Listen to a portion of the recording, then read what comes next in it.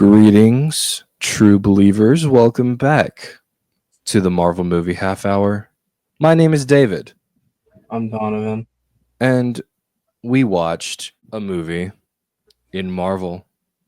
It is one that you probably know of. Pretty sure everyone knows about this. If you haven't guessed by our profile pictures, That, yes, indeed. But we did watch Spider Man. Not Spider Man 1, it's just Spider Man. I don't yeah, understand why people like I say Spider-Man 1 sometimes, but that's just cuz everyone else calls it Spider-Man 1. mm, So I can't just say Spider-Man, but they're like, "Oh, which one?" Well, it's literally the name. Yeah. We watched Spider-Man. I was very excited about this one. I've seen it a bunch same. I've seen it a bunch of times, but to actually talk about it, and the Spider-Man movies in general are just fun to go through. And Yeah, yeah. Why don't we start with you actually? Uh Spider-Man 1 general thoughts, and then we can dive into it. I mean, as someone who grew up watching the Sam Raimi trilogy and even has the entire DVD collection for them, watching this movie just felt like I wouldn't say nostalgia, but it felt like a welcome return, pretty much. Yeah. Yeah. They kind of like that saying, kind of like what he said, and like No Way Home, what Peter said in No Way Home, just trying. I mean, not what Peter said, what Doctor Octopus said in No Way Home. Peter, you've all grown up. That's basically how it feels like. You're just walking back, seeing this all grown up again. Yeah. Now I'm sad. But yeah, that's a good way of putting it. Um yeah, same here. It's just kind of treading grounds that I've tread before. Mm, Um I know what happens like beat for beat in this movie, and it was good to come back and see it again. yeah, Um but despite nostalgia, this really is a good movie. yeah, Like I mean, everyone else would agree, but I think so. This would be a hot take for that both of us would agree with. Um, this one's better than Spider-Man 2. yeah. I mean, Spider-Man 2 is a good movie. Yes, it is, and it does what a sequel is supposed to do: enhance on the original. Yeah, But something about this film just feels right. That the sequel movie. I mean, the sequel is good too, but some of those movies just it's different. You know, mm-hmm. I can't really explain. It just feels different in a good way. Yeah. It was the first of its kind, and it opened the door more for superhero movies. Blade definitely helped a lot, but then Spider-Man came out and it's like, whoa. Blade pioneered it. Blade made the foundation. X Men built the foundation, and Spider Man opened the doors for everyone. Yeah.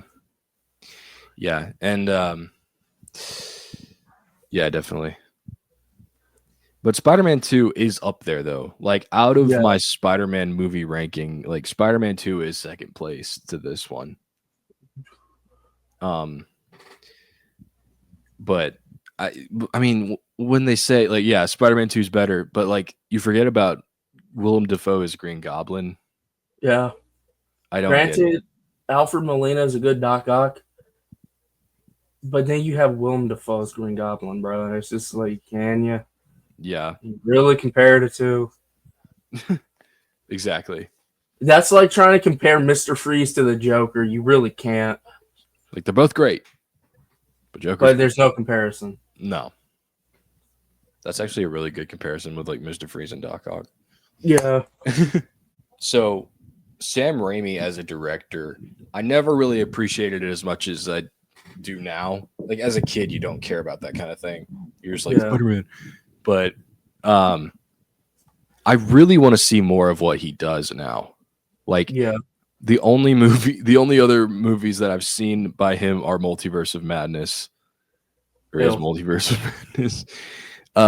It's not his fault. Sometimes it's hey, sometimes even the best fall down. Sometimes.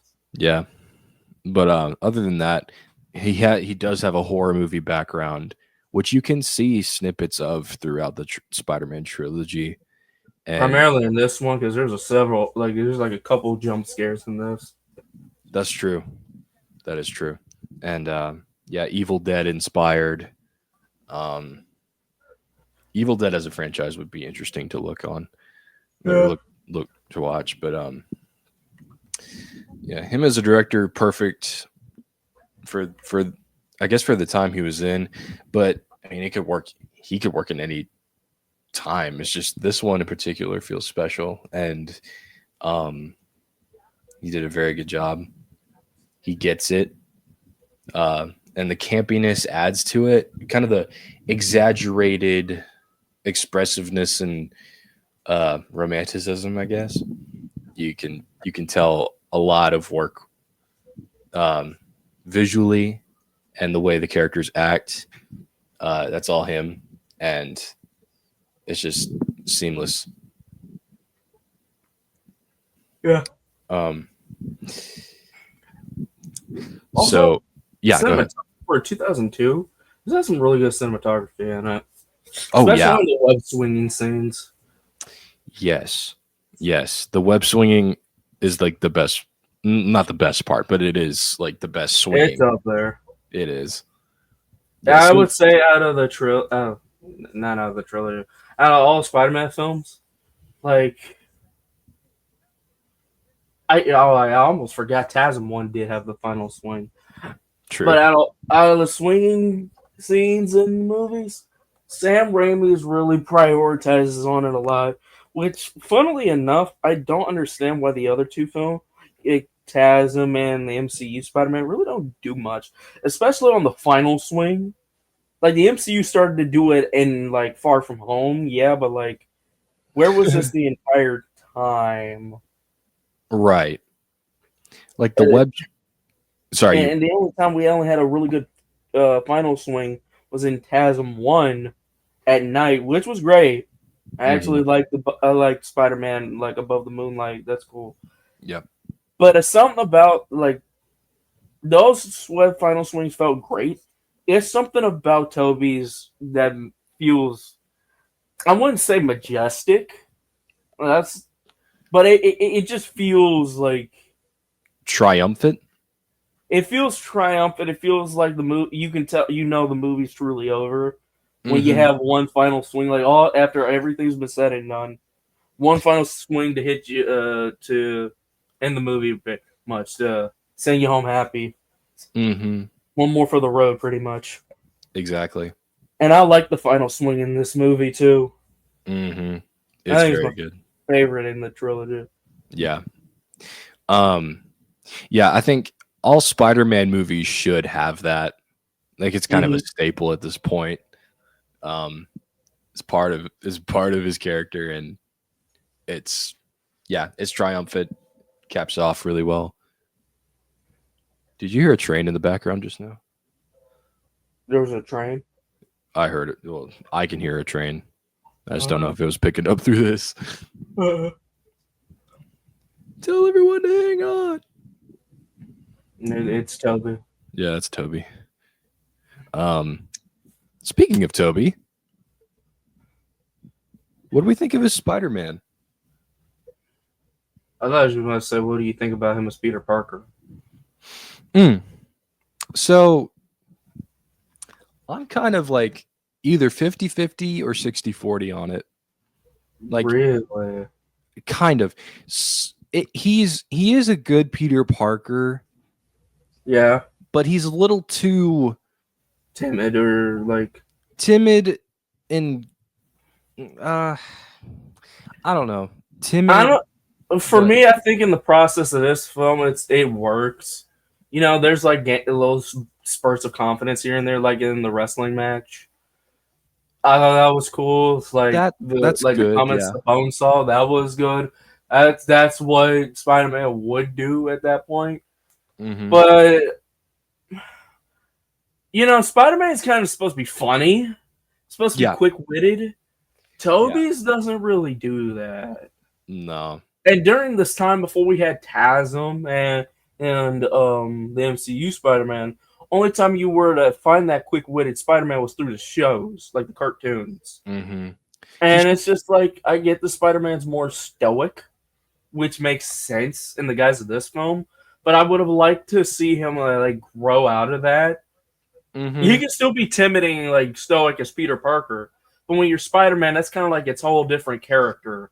It's like a whole 180-degree turn on what Peter Parker is. I would have liked to see him be more out like spoken like that, more Yeah. charming, more quick-witted in the sequels. Yeah. I still like him, but Mm-hmm. that just doesn't feel right. Yeah. I can agree with that, but I would like Peter more maybe later on in this same movie. I would like him to be more jokey as well. Like, Yeah, so Spectacular Spider-Man, right? That's my yeah, favorite Spider-Man of all time. And you could see both, like Peter and Spider-Man are kind of the like both personas are the same in the way that their humor is and how they speak to people. It's like this, it's the same, yeah. but it's like you wouldn't assume Peter would be Spider-Man at the same time. You just see him as kind of a smart aleck. But Smart Alec dork. yeah, smart aleck dork. And Then when uh he puts on his costume, he's still a smart Alec dork, but he's in yeah, red and blue. exactly. It's one thing for that, like Superman, yeah, you got to have him be different. But Spider-Man I think needs to kind of, yeah, it's different with Batman and Superman where they have to like change their personalities so much so no Uh, one tells. But for Spider-Man, I think you got to need that balance. yeah. Also, like, it's not like Tobey Maguire can't play a charming character because he can. Sure. I just don't know why they don't do it here or in the Yeah. sequels. Yeah, he's just kind of like I don't want to say cringy cuz that's not, He's not cringy, yeah, he's but more he's trying a bit too hard to be likable. like a sweetheart, I guess. Yeah, Yeah, or it's like a it's hopeless romantic kind of guy. yeah. I mean, I like hopeless romantic stuff, but in this one it's very It's really on the nose. oh golly gee kind of Yeah. love. If that makes sense. Also, speaking of love, the freaking dynamic between Harry and Mary Jane is just insane. Like in the beginning of the movie, Peter likes MJ, of course. Mhm. But then when they're in the spider exhibit, Harry just swoops in like Mr. Steal Your Girl pretty much right in front of Peter and then repeats everything Peter said to him as if he was smart and he knew about it himself. Mhm. And it's just like, dog, are you serious? I don't And know. on the subject of that too, like this is something I never understood with the Spider-Man mythos.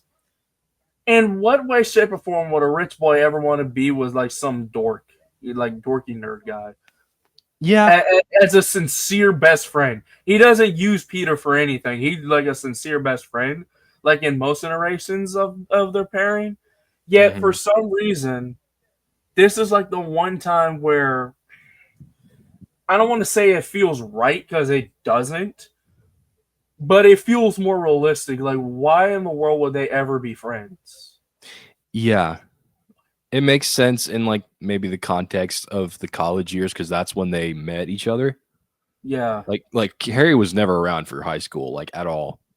But In in fact, this movie, he is. right. Like in fact, like in the comics, Peter gets out of high school at like issue 29 or issue 30 of Amazing Spider-Man. Mm. Like he graduates. And so people keep making movies about Spider-Man in high school when it's like that's not the majority of his life through the It's comics. really not. I get they want that year one Spider-Man feel to it, but you can have Broski grow up. Mm-hmm. Part of the reason why I love the Insomniac games, you don't get thrust into high school Peter. No, you have him as a fully adult. He got a job. It's not even with the Bugle. It's like with Doctor Octavius. He's just his whole man now. He's just himself now. Yeah. High school. He got his friends, but it's like at first they eventually split up and then they come together again. Mm-hmm. It feels like he's experienced in that. I Yeah. like year one Spider-Man, but I also want to see more of an experienced Spider-Man, like one who has already been through it pretty much. But Mm-hmm. that's also kind of like, and I know I'm getting sidetracked a bit, but that's kind of also why I like the MCU one because it's still that high school Parker, but he's already been pre-established as Spider-Man. You know, you gotta Yeah. do all that. Yeah. I like It's that. a perfect blend of both. Mm-hmm. Yeah. But going back to the Harry and Peter thing, I did like, I mean, it was kind of fair game in a way. Like some of it was when Harry's like, I mean, like, you didn't speak up, dude. You didn't, but At the same still, time, yeah. that's kind of scummy though. Especially Yeah. if you knew. I assume Harry knew that Peter liked MJ. He's like, I assume they liked each. I mean, I assume Peter knew. I mean, Peter told Harry, or like Harry knew that he liked MJ. But the reason why he never said anything is because he just didn't have confidence enough to do it. Yeah. If that's truly your friend, why you could help him out, be his wingman, not sweep MJ off of her feet and be with you right in front of Parker. Right. That's not a friend thing to do. No. And I think that's a good way of foreshadowing, like, well, maybe not foreshadow, but I mean, it kind of foreshadows the wedge between the two eventually. mm-hmm, it does. And I think that's a good way to start it off. Um, so let's see. We talked about Harry. He's kind of sad in this movie.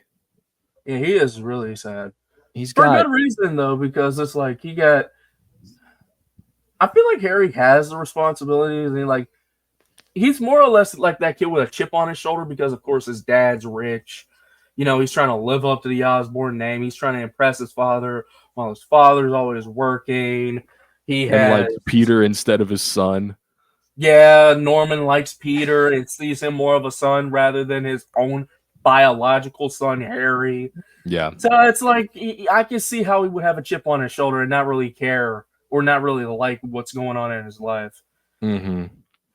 Yeah, and yeah, it's all well done there, and you feel for him, or maybe if they didn't mean for you to feel for him, Yeah, which I'm. even if they didn't mean to make you feel for him, it works. Yeah. And it's like you can clearly see him still trying to fight for his father's approval during the Thanksgiving scene, where everybody was in the apartment and Norman had to leave, and they were basically talking like Harry and Norman were talking outside the room, and Harry and Norman's pretty much like be done with her, like be with her, then be done with her. She just wants you for her trust fund money, for your trust fund money. Yeah. And then rather than defending MJ, he doubles down on what his father said. Mm-hmm. I guess in a way because he still loves him. And I bet he loved MJ too, but that's still his father. There's something about a bond between father and son that's different, and that Yeah. it kind of, yeah, you can Was it see that. scummy to not defend MJ on this? Yes. Yeah. But I can understand where Harry's coming from too. Mm-hmm. True. Also, speaking of that scene, and then we'll get back to it, but this is something I noticed a lot through the movie, or that I've seen explained about the movie is the coloring. Yeah. So Peter, his clothing and like where he lives in his room, it's all blue and a little Uh-huh. bit of red. Yep. So similar to Spider-Man. His wall patterns look like webs. And there's the Osborns who Yeah. have green. Yeah. And so in the um in the In the Thanksgiving scene, they yeah, Peter's they wearing they flip flop the colors. they Peter do. was wearing a green shirt while Norman was wearing a red tie and a blue shirt. Yeah. in a black suit, and MJ's wearing black because Harry said his dad likes black, and then Harry is wearing a blend of both blue, green, and red, which is interesting there, and that could be interpreted however. Yeah. I was waiting for you to say something. Okay. Yeah. But take that what you will about like the blending of the colors there. That could be up for interpretation there. But Yeah, and then Aunt May is just pure blue, which it kind of resembles, I guess, the homeliness of Peter's life, maybe. Um, I would have said innocence, but it's more like I hate to use this term because I don't even like this concept in the MCU, but in a way, since ever since Uncle Ben died, Aunt May is pretty much Peter's anchor being, pretty much, which that's one explains way the to say blue. it. Yeah. It's not the best terminology to use, but it's the one I could think of at the time. Yeah. Also, speaking of Aunt May, we were talking about this. Aunt May obviously knows Peter's Spider-Man. Like Oh yeah, yeah. once you look back and You watch look. them, the advice she gives him and like what she says, especially during Spider-Man 2, which we'll get to, that you it's just like how convenient for you to say something like at a time like this to Yeah, help especially Peter the out. scene when she's like in the hospital and she's fully talking to Peter, who was asleep. She gives him advice, and it's like, you know, Yeah. ma'am, do you know? And if you Because like, do, you're like you should tell him, but also like you're the best. honestly, I prefer that she didn't tell him, because it's like if, because like if she knew and didn't tell him, he probably wouldn't want to keep another burden on him, you know. Bad enough is like he has to keep everybody safe, including Aunt May. That's true. I feel like her not saying anything is her way of saying your secret's safe with me, nephew. Yeah. I can see that. I Yeah, I feel think like that'd be she did know, especially in Spider-Man 2. You had to have known. yeah. Anme's great.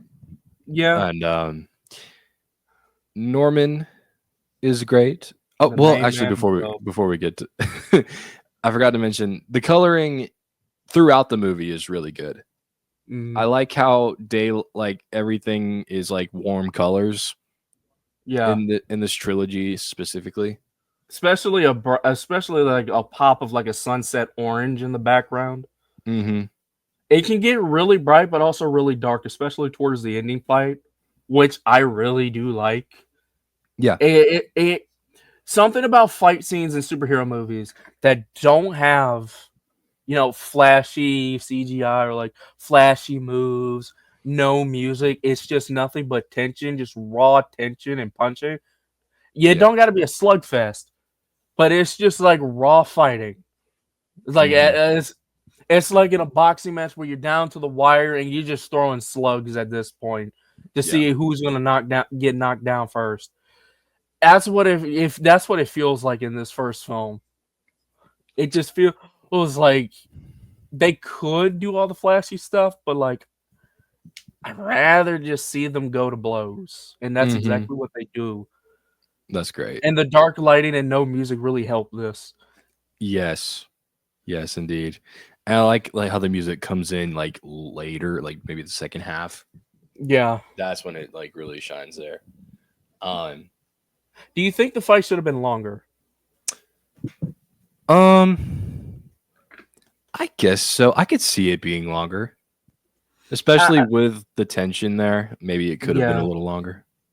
Yeah, at least in the first half, I would have liked to see Spider-Man try and put up more of a fight, and Yeah, then still be dominated a bit more because at least he's trying, rather than just really letting Goblin have at it. right. But I do like how he's just wailing into Peter because it really shows Yes. how strong he is. And then in the second half, when Peter gets his second win, I also would have liked to see if Goblin, tried to fight back as well. But then Peter's the one that's so on the offensive, he doesn't get much offense onto Peter himself. Mm-hmm. Yeah. and Willem Dafoe did a great job. I Yeah. love. Well, we already know how great he is, so I'm not gonna get into that. Well, The- okay, so like the duel, like his conversation with himself in the mirror was great. I Um, think that's. I was gonna ask you this too towards the mm, end of the film when he's like when Peter was like, "Great power comes great responsibility" speech. I was gonna ask you which part of the movie did you think was your one marvelous scene? That scene when he was walking away from MJ, the mirror scene with Willem Dafoe. Like, what's the one marvelous scene to you? mm, Because for me, I can't decide. yeah. Speaking of which, we should make that a segment at the end. But anyway, um, one marvelous scene. I would say the final fight scene is really good. Mm, One scene in particular, one part in that scene particularly would be when he crapped you, himself. yeah, but also when goblins when Norman's like, "Don't let him take me again," you can hear the goblin voice Uh come huh. through a little bit, and I think that's all Mm-hmm. to the performance there. And I'd say that's a great scene. There's a lot of great Yeah. scenes. I couldn't choose, but I would say the final fight scene is really good. Yes, be Spider Man. Godspeed, Spider-Man. Um, absolutely. I just Um, like to see a man. Yeah, like when it comes to movies, I just like to see a man get a mental downward spiral into a villain, and, yeah. and Willem Dafoe does it perfectly in this film. Mm-hmm. I love it. Um, Peter and MJ together worked. This was one of the um This was one of the better portions of their relationship in this entire yes, trilogy. true.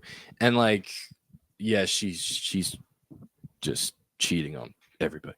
But not as This is before she did all that.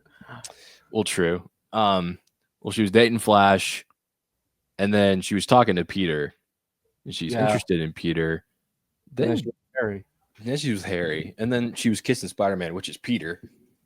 And then, like Which one part of that scene I do like is that she doesn't see his face, but Toby was fighting off the thugs unmasked. true. That was I such a liked that because you don't really see an unmasked Spider-Man fighting. mm-hmm. That scene was so tough. Yeah, Um, but I do their relationship is good. The chemistry is there with the actors. yeah, Um, all the acting in this movie is really good. That's yeah. something that's kind of underrated. Well, not really underrated. Willem Dafoe gets talked about a lot in acting, but like everyone Willem Daf- else. Willem Dafoe always gets talked about so much in this film, Mm-hmm. yet no one else really gets like their flowers that much. Yeah, we don't even need to mention Willem Dafoe because he's been talked about so much. Let's Yeah, let's let's give I know. a Let's give a warm welcome to the best actor in the entire movie, J.K. J.K. Simmons. Simmons. Yeah, J.K. Simmons, yeah. I totally forgot. How did I forget Real J.K. talk though, Simmons? you can say whatever you want about J. Jonah Jameson. When Goblin came in through the window, he still looked out for Peter though, because he did not say a word. Oh, that's He's like true. he did not say a thing. That's how you know that man care about his employees. He just don't show it. Yeah, I love it.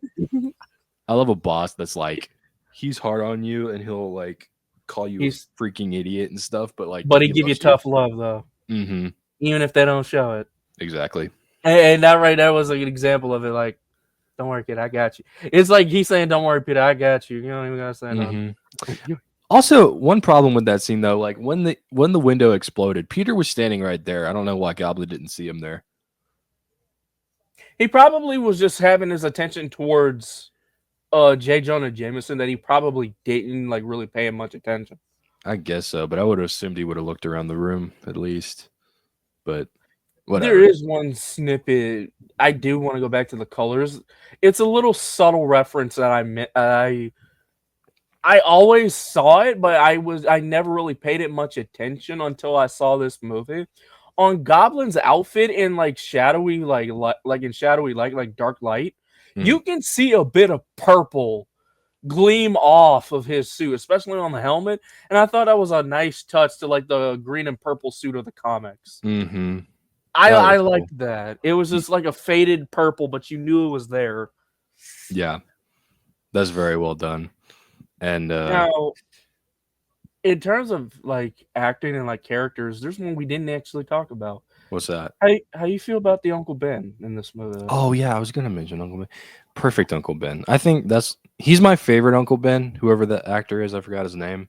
Mm-hmm.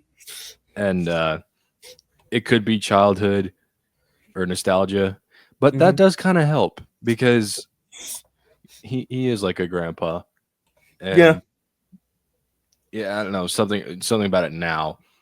yeah, It just works. And I know he What- didn't actually say with great power comes great responsibility, yeah. but He I did. he didn't, but it works here. If it's not, if you, as long as you acknowledge that it's not him who said it and he doesn't have to say it every time, but in Yeah, this movie and just specifically this movie, it works. yeah. I one. It's uh not really a bad negative or like a gripe. It's more of like a nitpick. I know Peter and Uncle Ben technically have an argument. Hmm. This one doesn't feel like they really needed to though. Like Yeah. Peter didn't really need to argue with Uncle Ben at all. He was just like Uncle Ben was just looking out for him. It's like, yeah, you really getting upset, buddy? Yeah. I feel All like, he just asked was just to talk to you. yeah, the clapback was unnecessary and kind of Yeah, not expected to happen.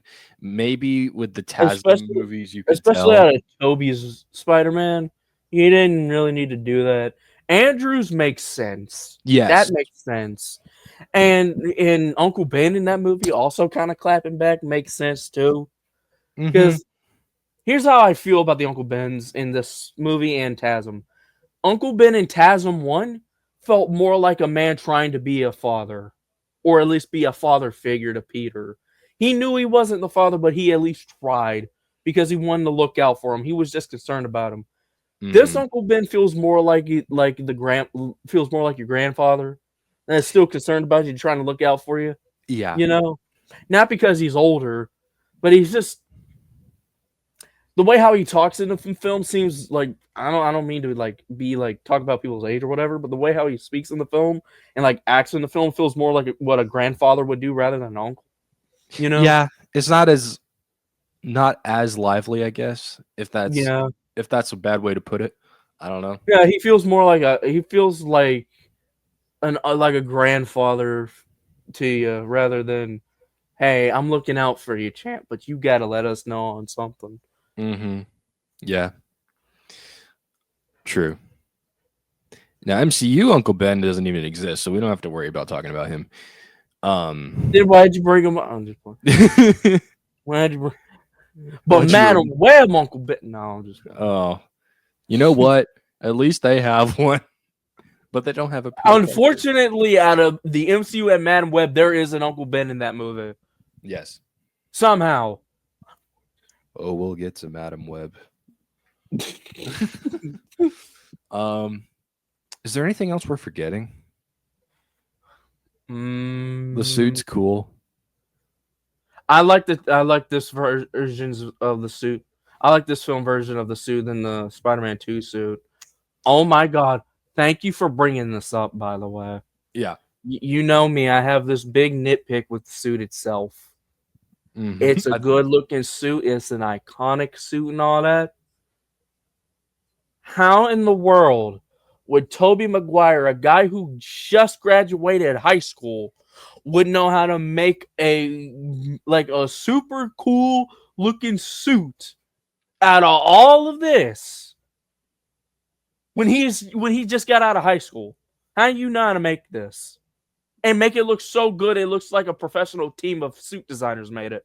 And at least with like TASM 1, you can make the excuse that like, oh, this is like homemade because it kind of was. Peter was actually looking at spandex. He was looking at fabrics. He famously, of course, with like the yellow visors, it was just lenses from shades that he used. Yeah. He made web shooters out of a watch. You know, there was like a homemade feel about it. I call it the basketball suit because it looks like it got a basketball texture to it. It looks like a teenager could have tried to make this and made it work.